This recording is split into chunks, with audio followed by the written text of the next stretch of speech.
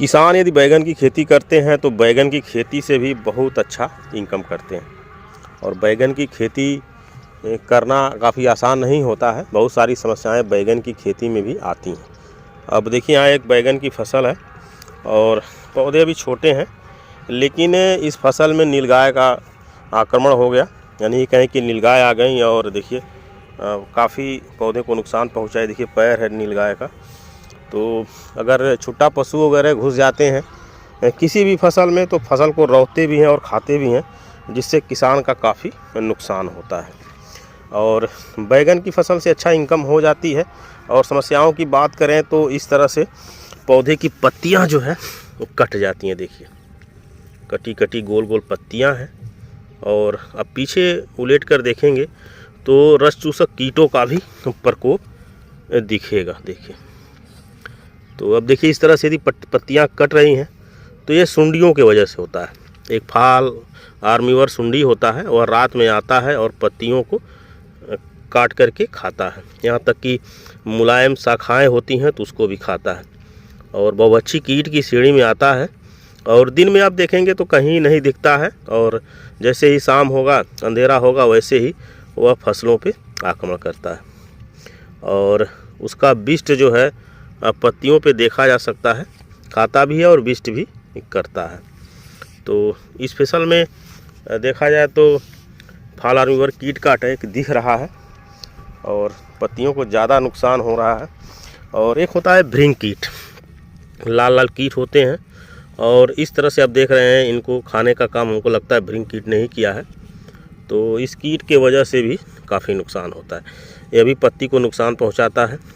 और रस चूसक कीट होते हैं, जैसे माहू हो गया, तेला हो गया, और भी सफ़ेद मक्खी हो गई। मान लीजिए, अब देखिए यहाँ एक सफ़ेद मक्खी कीट दिख रही है। देखिए तो यह रस चूसक कीट की श्रेणी में आते हैं और पत्तियों से रस चूसते हैं और पत्तियों में वायरस भी फैलाते हैं, जिसकी वजह से फसल जो है मोजेक का शिकार हो जाती है। अब देखिए छोटा सा कीट सफ़ेद मक्खी दिख रही है। और बैगन की फसल में माइट कीट का भी अटैक होता है। तो माइट के लिए हमें माइटिसाइड का यूज करना पड़ता है। माइट के लिए भी बहुत सारी दवाएं हैं तो जिनका इस्तेमाल करके किसान फसल को बचाते हैं। वहीं रस चूसक कीटों में यदि आप मान लीजिए फुदका है, माहू है, तेला है, इस तरह के यदि रस चूसक कीट लगे हुए हैं तो इसके लिए इमिडाक्लोपीड का इस्तेमाल किया जाता है, एसिटाप्रिड का इस्तेमाल किया जाता है। तो इन दवाओं से जो है इस तरह के कीट ख़त्म होते हैं। लेकिन सबसे ज़्यादा अटैक जो होता है वह होता है सुंडियों का। और सुंडियों में फलछेदक कीट का अटैक होता है और तनाछेदक कीट का होता है। और फलछेदक तनाछेदक के लिए किसान कोराजेन का ज़्यादा इस्तेमाल करते हैं। वहीं एक बायर की फेम आती है, उसका भी इस्तेमाल करते हैं। वहीं एक डेलीगेट दवा आती है जो काफ़ी महंगी है, फलछेदक के लिए यूज़ किया जाता है। तो छोटे पौधे से ही देख रेख करना ज़रूरी है। इसमें रस चूसक कीटों का अटैक नहीं होना चाहिए। रस चूसक कीट ज़्यादा आते हैं तो पत्तियां देखिए इस तरह से पीली भी हो जाती हैं, क्योंकि पीछे से रसों को चूसने का कार्य करते हैं, जिससे पत्तियों का जो दम है वो ख़त्म होने लगता है। अब देखिए नीलगाय का प्रकोप हुआ और नीलगाय ने पौधों को काफ़ी नुकसान पहुंचाया। अब देखिए धीरे धीरे शाखाएं नई निकल रही, अब पौधा ग्रोथ करेगा। और जिन पौधों पर नीलगाय का आक्रमण नहीं हुआ है उन पौधों की ग्रोथ जारी है। और किसान ने इसकी गुड़ाई करवाया था। गुड़ाई कराते समय डीएपी वगैरह और यूरिया वगैरह दिया था, क्योंकि देना ज़रूरी भी है। नाइट्रोजन देना ज़रूरी है, फास्फोरस देना ज़रूरी है, वहीं पोटास भी देना ज़रूरी होता है। और समय समय पर कीटनाशक का इस्तेमाल करना भी ज़रूरी होता है।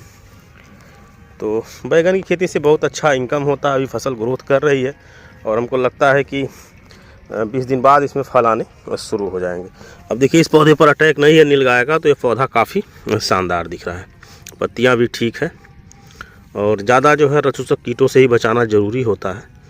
और कुछ प्लांट ग्रोथ प्रमोटर भी देना ज़रूरी होता है। देखिए यहाँ रस चूसक कीट है, देखिए उड़ गया। हालांकि किसान ने इसमें दवाओं का इस्तेमाल किया है, इसलिए ज़्यादा नहीं दिख रहे हैं। और यदि किसी भी फसल रस चूसक कीटों का ज़्यादा अटैक हुआ तो निश्चित तौर पर बहुत नुकसान होता है। देखिए यहाँ एक कीट है, देखिए।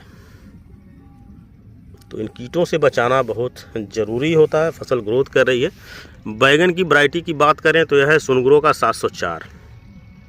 बहुत गजब का बैगन होता है और बहुत फलन भी लेता है। और बाज़ार में इसका डिमांड भी होता है और लंबे समय तक इसकी फसल भी चलती है। देखिए एक रसूजक कीट यहाँ घूम रहा है। तो यदि आप बैगन की खेती कर रहे हैं तो नीलगाय और छुट्टा पशुओं से भी अपनी फसल को बचाइए। वहीं फसल में खरपतवार मत होने दीजिए। ज़्यादा नुकसान तो खरपतवार करते हैं, ख़ास तौर पे मोथा घास जो होती है। देखिए अब इसमें मोथा घास है, ये सब जिस फसल में हो जाते हैं उस फसल को भी कमज़ोर करते हैं। और जो भी पोषक तत्व तो आप अपनी फसल को देते हैं तो ये भी खूब खाते हैं और फसल से पहले यही ले लेते हैं, तो इसका भी नुकसान होता है। और वहीं जो है मिट्टी का जो भूरापन होता है, हवापन होता है, उसको भी ख़त्म करते हैं, क्योंकि खरपतवारों की वजह से एकदम घना हो जाता है, जिसकी वजह से पौधों की जड़ों के पास हवा भी नहीं पहुंच पाती है। तो चाहते हैं कि फसल की बहुत अच्छी ग्रोथ हो तो निश्चित तौर पे खरपतवार आपकी फसल में नहीं होने चाहिए। यदि फसल में खरपतवार होगा तो निश्चित तौर पे आपकी फसल की ग्रोथ उतनी अच्छी नहीं होगी, बीमारियां भी ज़्यादा आएंगी और कीट का प्रकोप भी ज़्यादा होता है। जिस फसल में खरपतवार ज़्यादा होता है उस फसल में कीट का प्रकोप भी ज़्यादा होता है और फंगस जैसी बीमारी का भी अटैक ज़्यादा होता है। तो बैगन की फसल में सबसे पहला ध्यान रखिए कि खेत में खरपतवार बिल्कुल ना हो। गुड़ाई भी समय से करवाते रहिए और पानी का अभाव मत होने दीजिए। और पानी भी बहुत ज़्यादा नहीं देना है अपनी फसल को। पानी भी हल्की सिंचाई करनी है। ज़्यादा पानी देंगे तो जड़ें जो होती है थोड़ी सड़ने लगती हैं, उकठा बीमारी आने की संभावना रहती है। तो हल्की सिंचाई करनी है और बार बार करनी है, जब भी ज़रूरत हो नमी की करते रहनी है। और अब देखिए इसमें पौधे में फूल आ गया है, फ्लावरिंग स्टेज पे है, तो फूल आने के बाद जो है फल आने की संभावना बढ़ जाती है। तो माइट का प्रकोप हो तो माइटिसाइड का इस्तेमाल करिए और जड़ों में थोड़ा डेंचिंग ज़रूर करिए, कार्बेंडाजिम का और इमिडाक्लोप्रिड का, इन दोनों को मिला करके जो है जड़ों में डेंचिंग ज़रूर करिए। ये जड़ों के पास भी कुछ कीट होते हैं जो नुकसान पहुंचाते हैं, वहीं फंगस पनपती है जिसके वजह से उकठा बीमारी आ जाती है। तो समय समय पर फंगिसाइड देना भी ज़रूरी है और कीटनाशक का इस्तेमाल करना भी ज़रूरी है। प्लांट ग्रोथ प्रमोटर का भी स्प्रे करना ज़रूरी है। तो समय समय पर करते रहिए और इसके इस्तेमाल से फसल की ग्रोथ बहुत ज़बरदस्त होगी और पैदावारी आपको बहुत अच्छी देखने को मिलेगी। अब जिन किसान भाई का खेत है वो देखिए वर्तमान में वहाँ कुदाल चला रहे हैं, तो कुदाल चलाते चलाते थक गए हैं तो आराम कर रहे हैं।